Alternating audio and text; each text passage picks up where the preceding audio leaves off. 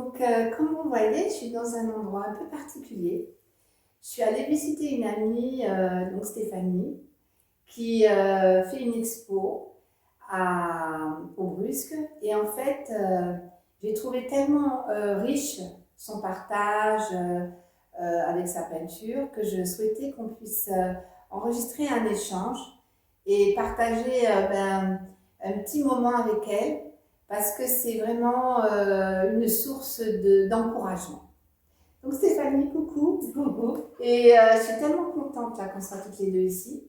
Et tellement contente de voir voilà, toutes tes productions. Donc Stéphanie, elle peint et elle fait une exposition actuellement au Brusque sur un travail qu'elle va vous présenter, donc qui s'appelle Les femmes de la Méditerranée. Alors l'exposition, déjà bon, merci pour l'accueil parce que c'est vraiment un plaisir toujours d'échanger avec toi et puis voilà, d'ouvrir cette diffusion et ce partage. Bien sûr, avec alors, joie. Ouais. L'exposition s'appelle FemMed, ancrage en Méditerranée. D'accord. Voilà. Donc FemMed alors. Alors FemMed, il fait un peu chaud ici. Ouais. C'est ça l'été. C'est ça. FemMed, c'est la contraction que j'ai choisie pour les femmes méditerranéennes, donc qui font partie de la source en fait d'inspiration. Voilà, des rencontres de littoral, des histoires contées au coin du feu et des témoignages, mais vrais, en fait, des histoires vraies qui ont inspiré des peintures. Oui. Donc, sur le côté FemMed, et toujours avec la Méditerranée. Et ancrage en Méditerranée, au sens propre, je suis une fille de la Méditerranée, ouais. De par mon histoire de famille.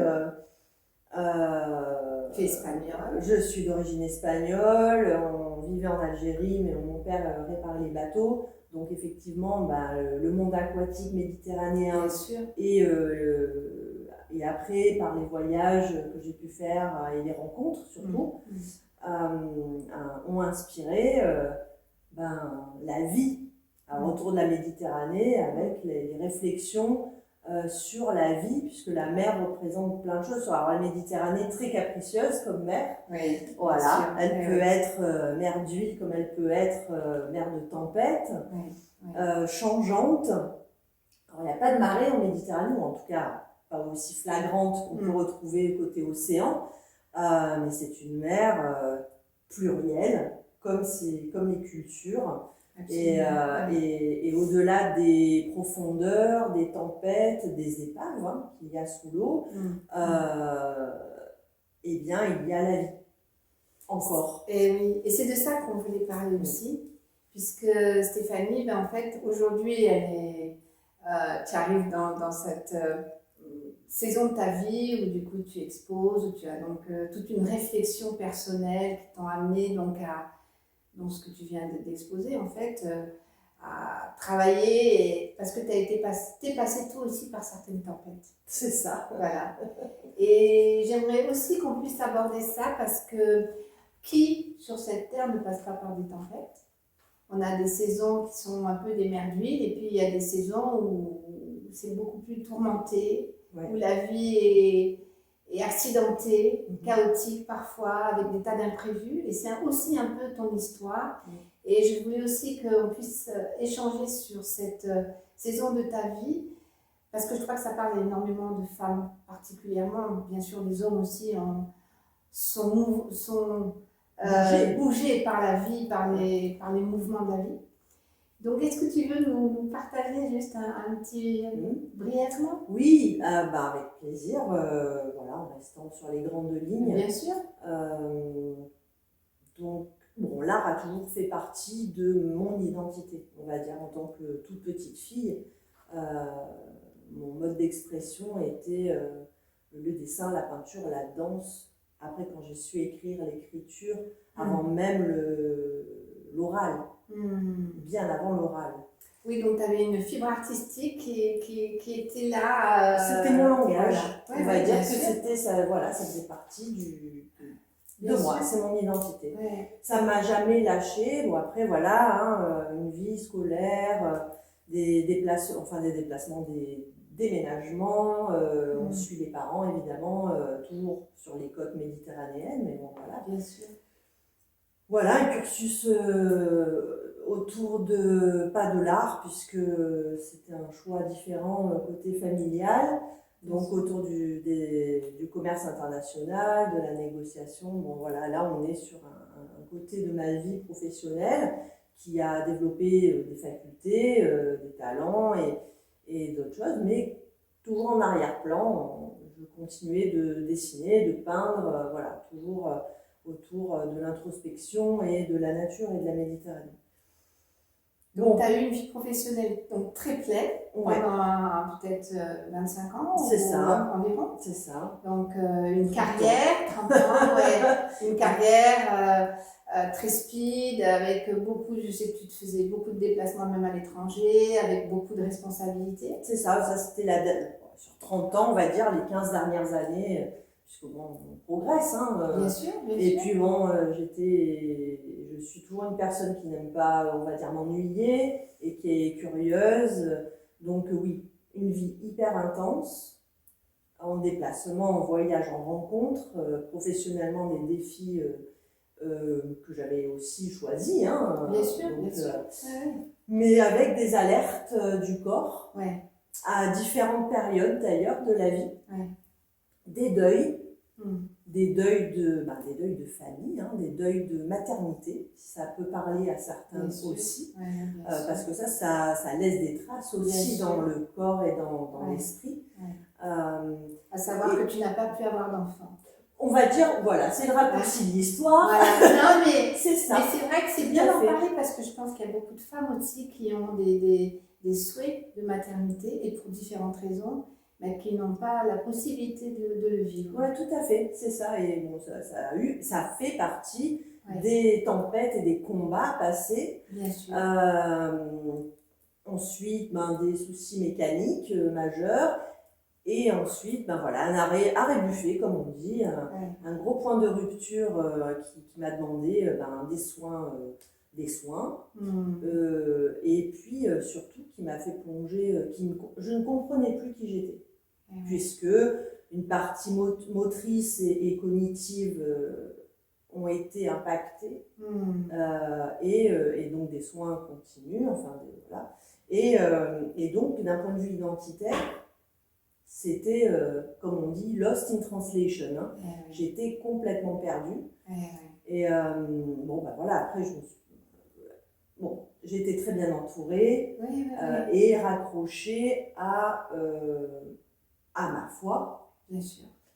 Malgré tout, malgré la colère qu'on peut vivre dans le sentiment d'injustice et dans l'incompréhension aussi des événements, parce que parfois on les subit plus que ce qu'on en est maître, bien sûr. Voilà.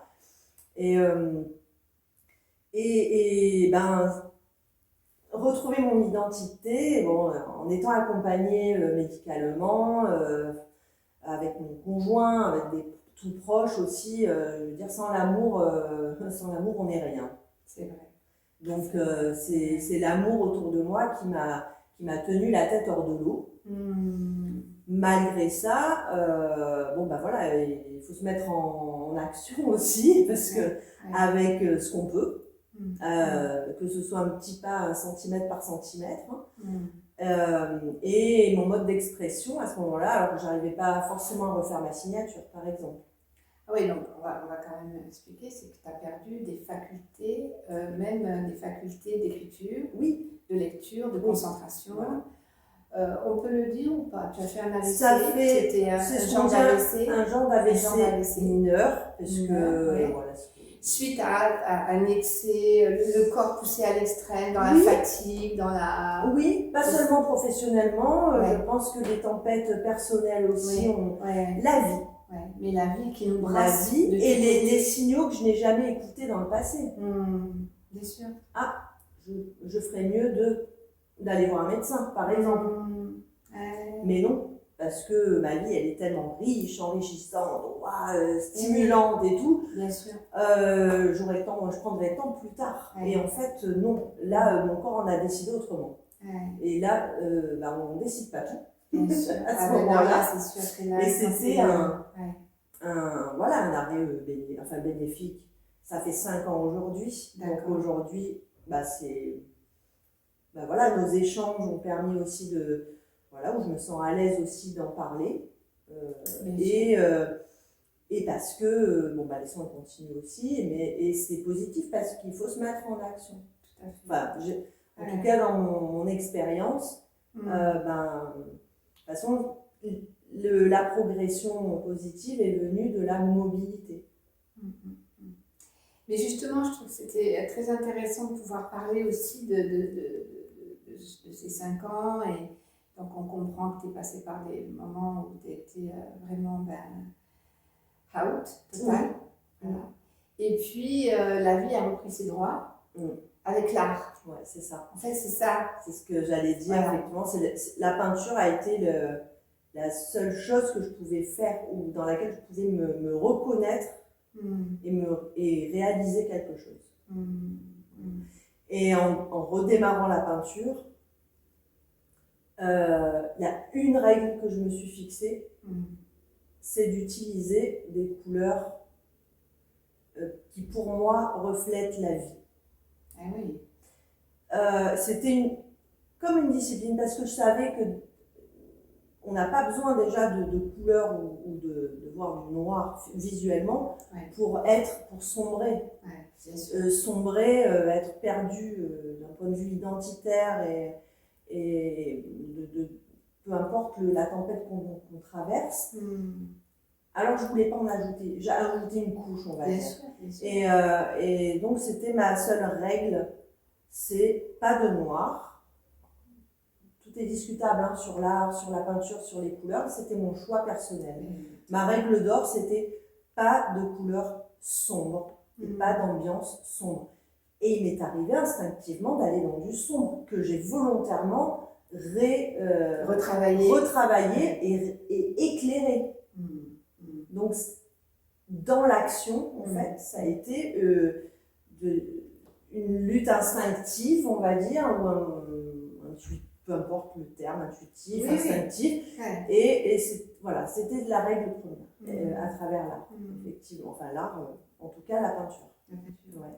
Donc, du coup, c'est ce que tu as commencé, tu t'es remis donc à travailler certaines palettes, certaines couleurs. Et puis, donc, on verra, on va vous passer ce que Stéphanie donc, a exposé, il y a des choses magnifiques. Et tout ça, en fait, moi, ce que je voulais aussi, le point que je voulais qu'on aborde ensemble, c'est quelque part là où on en parle, de la façon dont on peut renaître un peu de ses cendres, en tous les cas, comme une forme de renaissance. Quand on vit, il y a un arrêt de certaines choses. Et puis, on va recréer comme un nouveau chemin dans nos vies. Et je crois que beaucoup, on est traversé par ce genre de choses. Et parfois, on parle d'art-thérapie. Alors, il y aurait beaucoup de choses à dire. Et puis, mais en tous les cas, moi, ce que je trouvais intéressant, c'est la façon dont tu te redéploies aujourd'hui à travers donc, tes œuvres, puisque Stéphanie, donc, c'est sa deuxième exposition cette année. En solo, oui. En solo. Il y a une troisième exposition qui viendra en novembre à la Londe. Déjà, à la Londe. Mais parce que cette année, en fait, c'est la première fois que tu exposes depuis quelques années, puisque là, tu dis c'est 5 ans.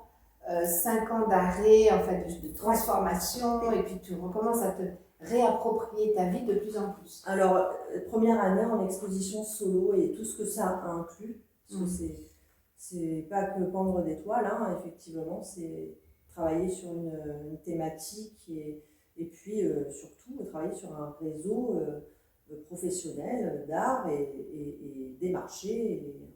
Voilà, c'est vraiment un job à mon rythme. Ça, c'est la chance que de toute façon, je ne pourrais pas faire différemment. Oui, bien sûr. Donc, en solo, oui. Et on va dire, en 2 ans après, j'ai eu 2 ans pour refaire un peu de surface, on va dire, tout en peignant des choses que j'ai dans mon atelier ou des toiles qui font partie du thème. Donc 2022, on va dire, à partir de 2022, je me suis rapprochée d'artistes insulaires, parce que je suis en Corse du Sud, voilà, d'associations, on va dire, voilà, de contact, de réseau, de créer réseau. du réseau. Merci. Voilà. Ouais. Et d'exposer en collectif.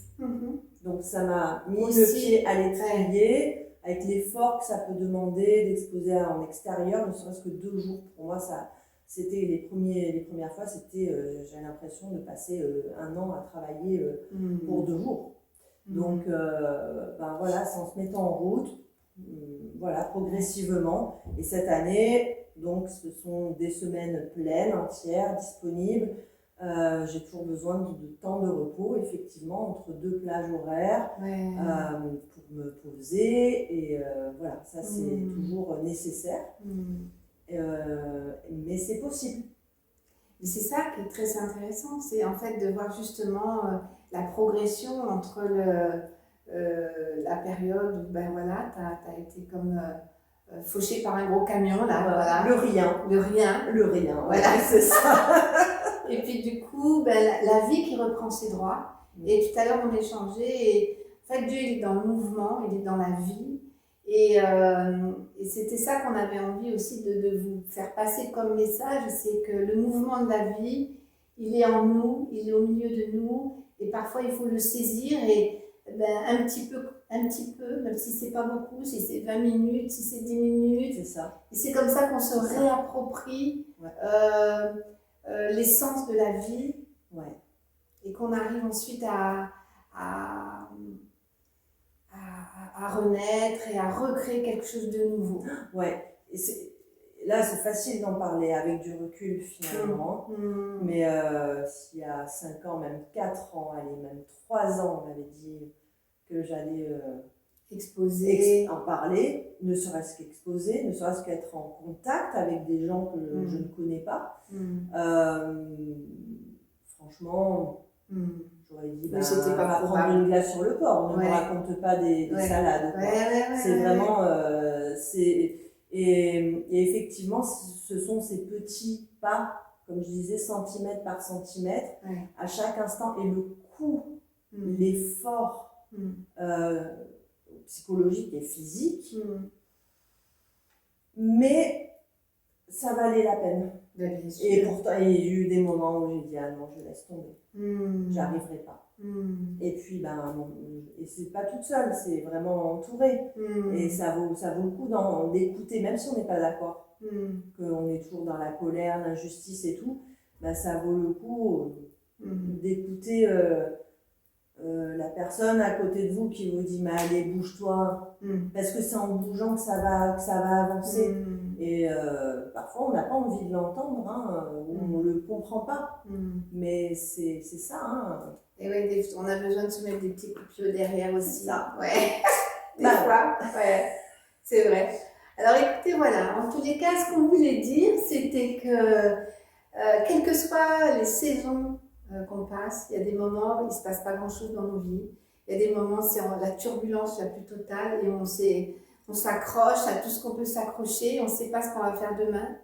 Mais on voulait juste laisser un petit message d'espoir, et de dire tout est possible, parce que c'est vrai que le fait d'avoir la foi, ça permet de déployer aussi l'esprit de vie qui est en nous, et de le faire grandir, parce que Dieu il souffle sur cet esprit de vie et il nous permet de le faire grandir, de le faire croître.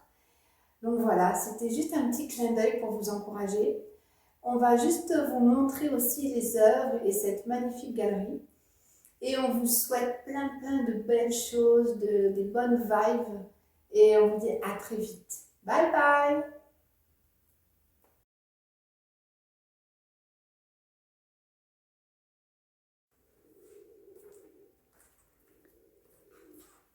Donc voilà, Stéphanie, on regarde un petit peu les œuvres que tu as faites.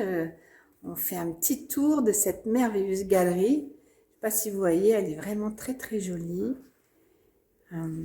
Très agréable lieu. Et en même temps, Stéphanie va nous parler aussi de certaines inspirations de ces tableaux. Donc on est sur la mer.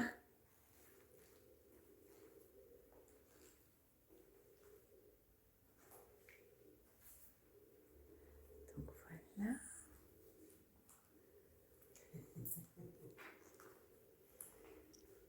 voilà. Sur le domaine, on va dire, aquatique autour de cette Méditerranée, cette mer capricieuse dont on a parlé, bon là, l'inspiration a été variée sur ces deux toiles. Ici, cette toile-là est faite par rapport, voilà, des mouvements de la Méditerranée, du calme, des tourbillons, une île, le continent. Ça, voilà, ça fait partie de la géographie. Le titre a été donné a posteriori parce qu'il correspondait vraiment à ce qui m'animait pendant que je créais ce tableau. Voilà, le tableau représente voilà, les relations îles, insulaires, continentales, des cultures différentes, comment est-ce qu'elles se rejoignent, et cette mer au milieu, et la quête de la vie, les quêtes de la vie. Et donc le titre, c'est Tirnalog. Tirnalog, c'est du gaélique, c'est une légende celte. Alors Tirnalog veut dire le pays de la jeunesse éternelle. C'est une légende qu'on peut retrouver sur les moteurs de recherche. Donc une légende chevaleresque où un prince ou un chevalier rejoint sa douce sur cette île, ce pays de jeunesse éternelle, avec donc les réflexions autour de les quêtes dans la vie. D'accord. Quels sont les chemins de vie qu'on décide? Qu'est-ce qu'on décide? Est-ce que voilà, le chevalier y va, il n'y va pas, parce qu'il y a des risques, des conditions pour un non-retour? Quel est le choix? Et c'est ça, ce sont les chemins de vie. C'est pour ça qu'il y a pas mal de zigzags, ou de paix, ou de tumulte, parce que c'est ça la vie. C'est, on est amené à faire des choix, prendre des décisions, ou à les subir. Mais à un moment donné, de toute façon, on est acteur. Donc c'est ce point-là qui a été en fait, qui émane de cette toile, en tout cas dans mon travail sur cette toile. D'accord. Donc là, on est sur du bleu, du corail, du rouge. Voilà, on est entre les bleus gris et les points mineurs qui font partie de ces réflexions dans nos têtes, de cette question qu'on peut se poser, et le rouge qui fait partie des choix. Finalement, quel que soit le choix, on est dans la vie. C'est ça. Et celui-ci est